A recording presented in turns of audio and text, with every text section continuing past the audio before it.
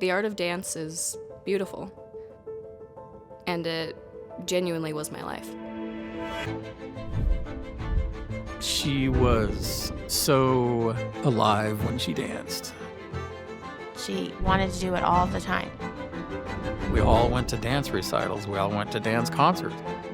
I can't tell you how many hundreds of hours of dance practices I've sat through. The end goal was to become a professional ballerina, and all of my training was leading up to that. Dance was everything.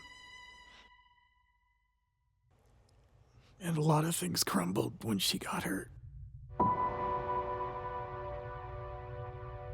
Dance was my entire identity. That's what I defined myself by and what I thought made me me. Asking myself, what am I gonna do? It was devastating to her because she was in her prime. And she couldn't dance the way she wanted to. There was a point in time where she had trouble walking across the floor. She was struggling with who she was because she's always been known as Mya the dancer. Yeah, and I think that she was really hard on herself. It honestly just got really tough. And I think I just snapped.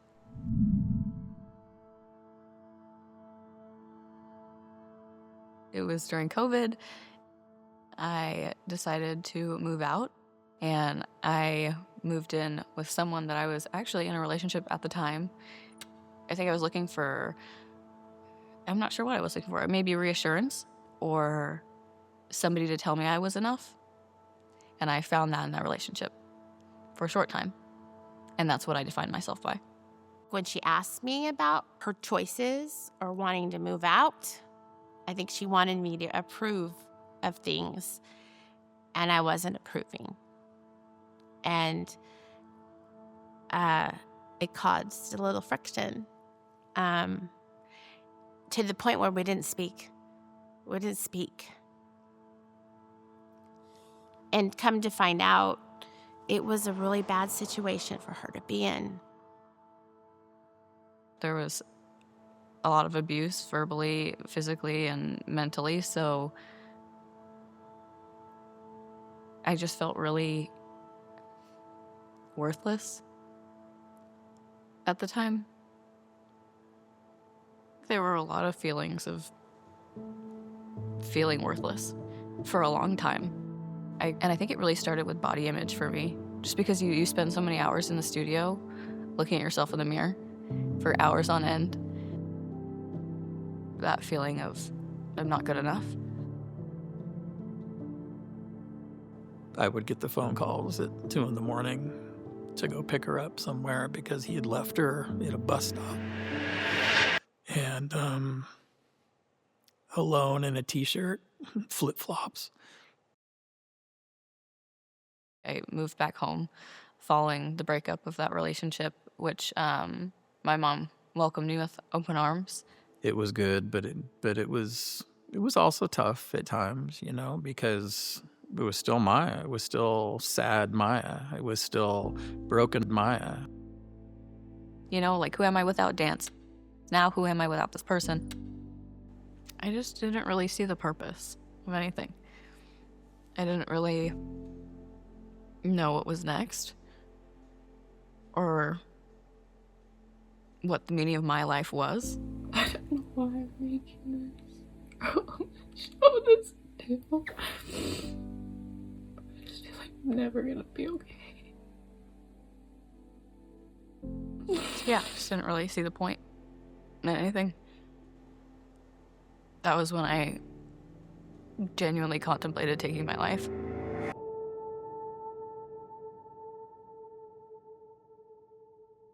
I remember, I think she partied one night. After a night like that, she'd sleep till 1, 2, if we didn't wake her up.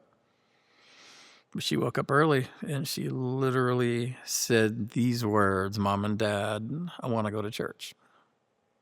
And our jaws were on the floor.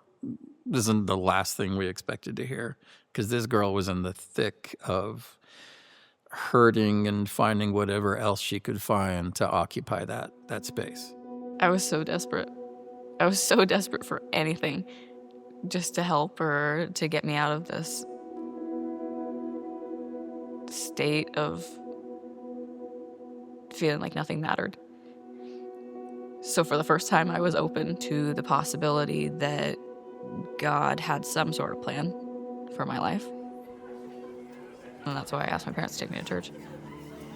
Some of you may be here today and God's been knocking at the door of your heart. Oh, it won't be a knock that you can hear with your physical ears, but you know on the inside, it's like, that's you. It felt like every single message that I listened to was specifically meant for me, which was such a crazy feeling for a girl who had no relationship with Jesus or no idea how God worked. Like, for the first time in a really long time, that I belong somewhere.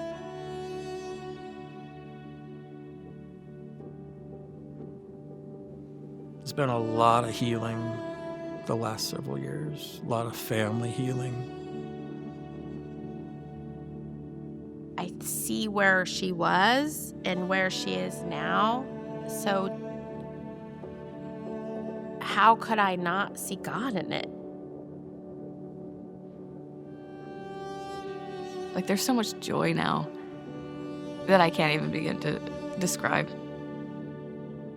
I can't even imagine a world where I don't know Jesus, which is so funny because that was most of my life. But I cannot imagine it today. She is unapologetically a disciple for Christ. And did I ever think I was going to see that years ago?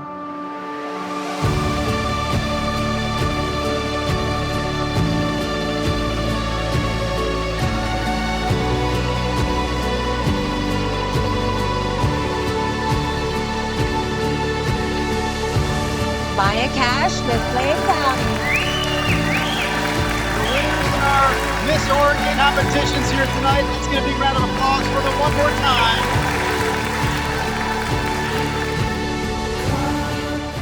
Today, I really think my defining factor is my faith. I still have dance in my life. I mean, I think that feeling of worthlessness has transformed into confidence in God's plan for me. I think it's been a journey of perseverance, faith. Wow, a lot of faith. We've come a long way since picking her up at the bus stop. There's so much fulfillment in the life that I live today that I never thought I would have.